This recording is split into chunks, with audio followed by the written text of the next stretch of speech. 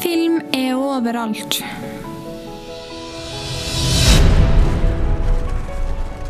Nesten alle har tilgang til film.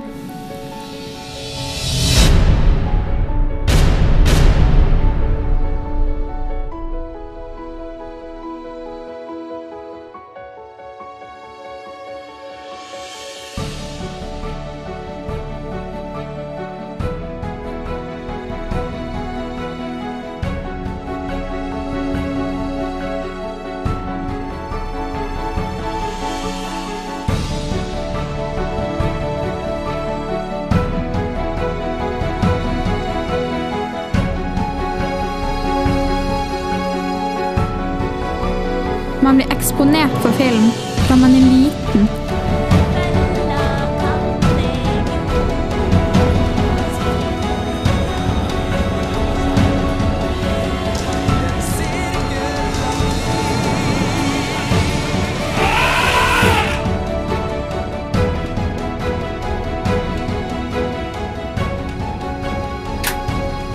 Men det har ikke alltid vært slik.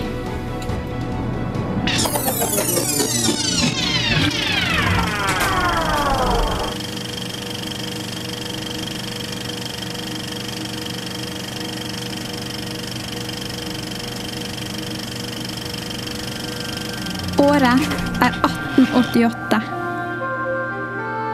Dette klippet heter Roundhay Garden Scene. Det ansett som et av de aller første filmklippene i historien.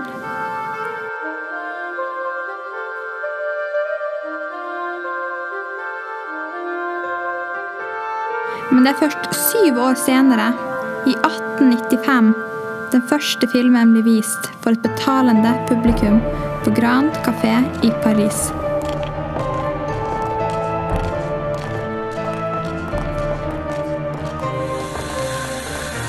Dette ansett å være alle kinoers mor, og allmennhetens første møte med film.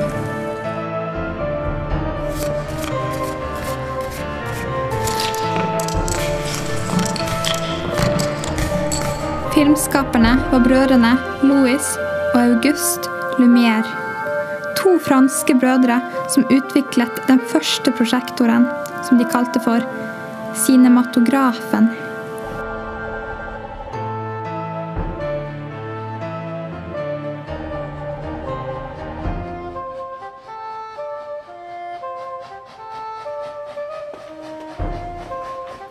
Lumière-brødrene åpnet teatret, nå kalt kinoer, for å vise deres verk, og sendte grupper med filmmannskap over hele verden for å vise filmer og for å lage nye.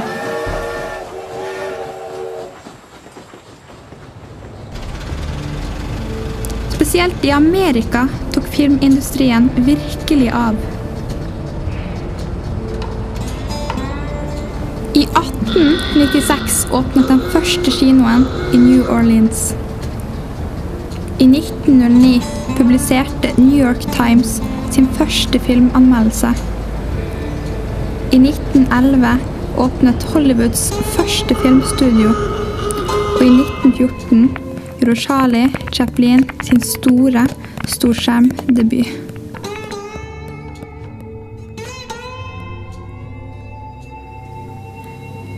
Men også til Norge kom filmen.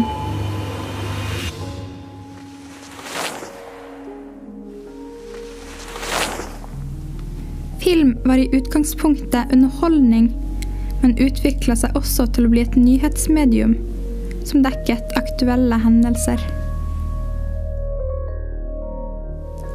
Som for eksempel Holmenkollrennet i 1906.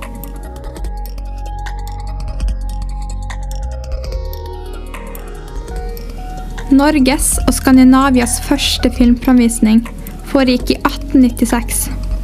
Begivenheten fant sted på Circus Varieté i Kristiania den 6. april. Blant annet var klippet Boxing Kangaroo fra 1895 noe du kunne få se under den første filmframvisningen i Norge. Den første kinoen i Norge åpnet i 1904 De første kinoene I Norge ble etablert som filialer av det svenske firmaet AB Svenska Cinematografen. Et firma som både drev med produksjon og framvisning av film. Norges første faste kino, Cinematografteatret, åpnet 30. oktober 1804. Og I løpet av de 2 følgende årene ble det etablert totalt 26 kinoer I Norge. Kinoloven ble innført I 1913. Her ble det bestemt at et statlig organ skulle sensurere en film før kinovisning, av hensyn til barn og unge. En rekreasjon. Norges aller første spillefilm. Fiskerlivets farer. Til tross for alle de amerikanske filmene som kom til Norge, skulle de norske filmene ha en helt spesiell viktighet for filmen I Norge fremover. Originalen ble laget rundt 1907, men denne rekreasjonen ble laget I 1954. Filmen var 4 minutter lang. I dag knapt lang nok til å regne som en kortfilm, men på den tiden en imponerende lengde.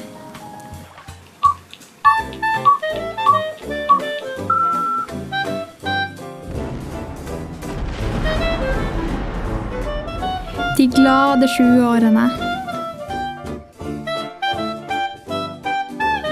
Første verdenskrig over, og økonomien skyter til værs. Film var først svært eksklusivt og hadde høy status, men nå blir det mer og mer et medium for arbeiderklassen. Fargefilm nå et faktum.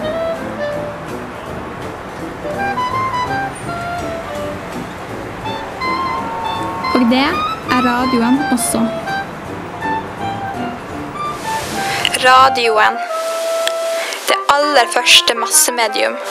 Aldri før har det vært mulig å tale direkte til en hel nasjon. This is KDKA of the Westinghouse Electric and Manufacturing Company in East Pittsburgh, Pennsylvania. We shall now broadcast the election returns. We are receiving these returns by special arrangements with the Pittsburgh Post and Sun. We'd appreciate it if anyone hearing this broadcast would communicate with us, as we are very anxious to know how far the broadcast is reaching and how it is being received. Den første kringkastingsstasjonen I Norge ble opprettet I Oslo I 1925. Den norske stat overtok all kringkasting I 1933, og utbyggingen av radionettet skjøt fart. I 1940 hadde halvparten av Norges husstander tilgang på radio. Det var en ting vi ønsket oss når vi hadde fått første jobben og første lønningen vår. Det gjaldt veldig mange, da kjøpte de en sånn kurer, Tandberg-kurer radio. Ja, og radio det hadde vi jo før krigen. Men da hadde vi ikke strøm til gass. Og så hadde de ikke nok fantasi i det, så kjøpte radio at de fant ut at de kunne gå på batteri. Så han stod jo ubrukt til etter krigen, radioen. Stehen und mit uns begrüßen werden dann das gemeinsam geschaffene, wiedererkämpfte, bitter erfahrene, neue deutsche Reich, der Größe und der Ehre und der Kraft und der Herrlichkeit.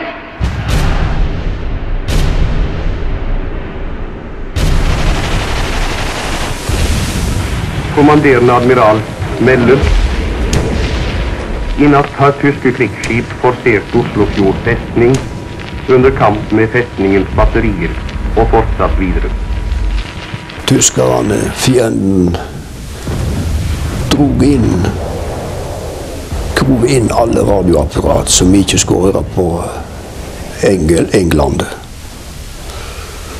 Men det var jo noen som hadde jo ikke lystra ordre da, så gjemte radioen sin i høyståle, kanskje. Og lytte på radioen i smug. Det var et fåtall, for det var fullt risiko med å lytte på fienden, altså England.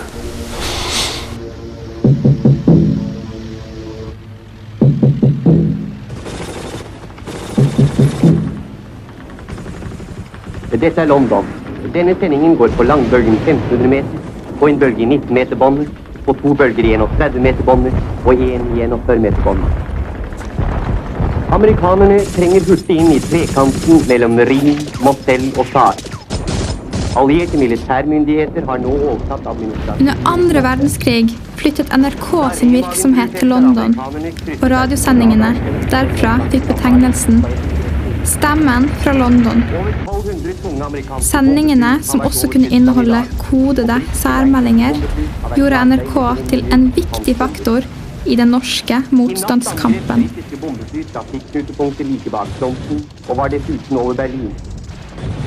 Det viktigste nytt fra østfronten at russerne har inntatt Kolberg ved Østersjøen. Forsvarets overkommando har sendt ut et kommuniké om evakueringen av 500-600 mennesker fra Sørøya i Vest-Finnmark.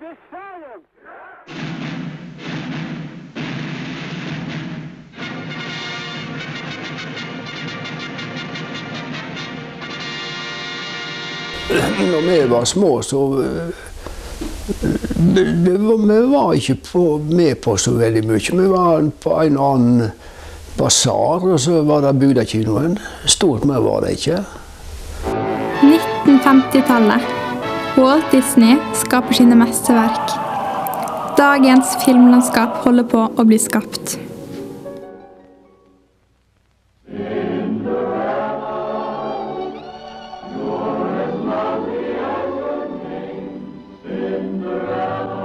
Nei, som sagt, hvor ofte var Budakinoen her, og var det mer enn altså mer enn en gang i måneden, tror jeg. Men vi gikk jo ikke på alle filmer da. Men det var, ungdomshuset var fullt. Alltid. Take a look!